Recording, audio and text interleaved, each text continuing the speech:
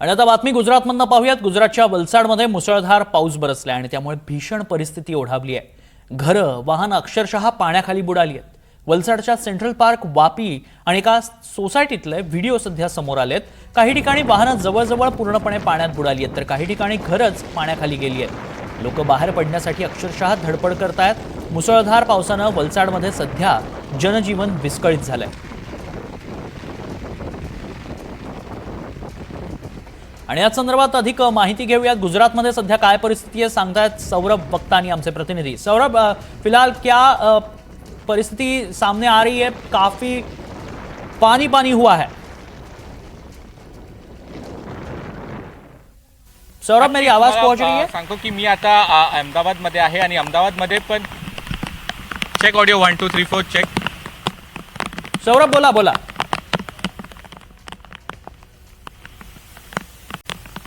नक्की तन्मय, जी परिस्थिती आहे संपूर्ण साऊथ गुजरात आणि नॉर्थ गुजरातमध्ये ती खूप क्रिटिकल आहे, कारण की साऊथ गुजरातमध्ये 900 mm पेक्षा जास्त पाऊस पडलेला आहे आणि अहमदाबादमध्ये पण आज फक्त 4 तासात 300 mm चा जास्त पाऊस इथे पडलेला आहे। इथली व्हिज्युअल्स तुम्ही बघू शकतात। हे आता एक अंडरपास आहे, हा अकबारनगर नारायणपुरा एरियामधला हा अंडरपास आहे आणि पूर्णपणे इथे वॉटर लॉगिंग झालेली आहे। तुम्ही इकडे बघू शकता की कशी परिस्थिती आहे। या अंडरपासला पूर्णपणे बंद केलेलं आहे आणि असेच बहुतेक कितीतरी 18 पेक्षा जास्त अंडरपासेस आहे अहमदाबादमध्ये, ते पूर्णपणे पाणीत आहेत आणि कितीतरी जी व्हेकल्स आहेत ते अंडरपासमध्ये स्टक झाली आणि म्हणून अशी परिस्थिती अहमदाबाद खूप अशी जागांमध्ये अशी परिस्थिती निर्माण झाली आहे।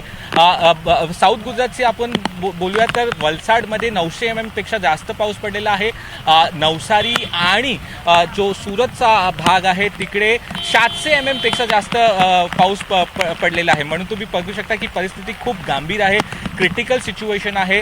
CM आणि DCM जे आहेत त्यांचे जे पूर्ण प्रोग्राम्स आहेत, जे ऑफिशियल प्रोग्राम आहे ते पूर्णपणे रद्द केलेले आहे आणि आता गुजरातमध्ये जो सेंट्रल गुजरात आहे आणि साऊथ गुजरात आहे तिकडे पुढच्या जे 24 तास आहेत त्यासाठी रेड अलर्ट घोषित केले आहे। एकदा तुम्हाला परत इथली जी स्थिती आहे ते तुम्हाला दाखवतो की कशा पद्धतीने आता पण सध्या किती जोरात पाऊस आहे आणि असे बरेच अंडरपासेस आहे ते पूर्णपणे पाणीत आहे अहमदाबादमध्ये। आणि अहमदाबादमध्ये खूप असे ठिकाणी आहेत म्हणजे त्या ग्राउंड फ्लोअर आणि जी शॉप्स आहेत ते सगळे आता पाणी बुडाली आहे आणि अशी परिस्थिती आहे।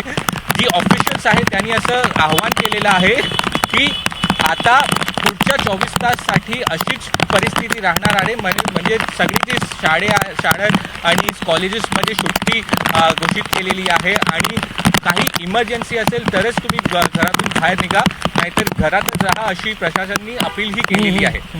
नक्कीच सौरभ, धन्यवाद आपण दिलेल्या सगळ्या सविस्तर माहितीसाठी। गुजरातमधील नवसारी शहरावर पूरस्थितीचं संकट अजूनही कायम आहे। पूर्णा नदीला आलेल्या पुरात शहरातील सुमारे 30% भाग जलमय झालाय। ड्रोनच्या माध्यमातून समोर आलेल्या दृश्यांमध्ये शहरातील अनेक सखल भाग पाण्याखाली गेल्याचं दिसतंय। हे दृश्य पाहण्यासाठी आकर्षक आहे, मात्र पूरग्रस्त नागरिकांसाठी ही खरंच गंभीर आपत्ती ठरते आहे। गुजरातच्याच नवसारी जिल्ह्यात मुसळधार पावसानं कावेरी नदीनं रौद्ररूप धारण केलंय। चिखली तालुक्यातील गोलवाड परिसरात अनेक नागरिक पुराच्या पाण्यात अडकून पडलेत। SDRFच्या पथकानं तातडीनं बचावकार्य हाती घेत सकाळपासूनच अडकलेल्या नागरिकांना सुरक्षित स्थळी हलवलंय। जवानांच्या अथक प्रयत्नांमुळे मोठी दुर्घटना टळली।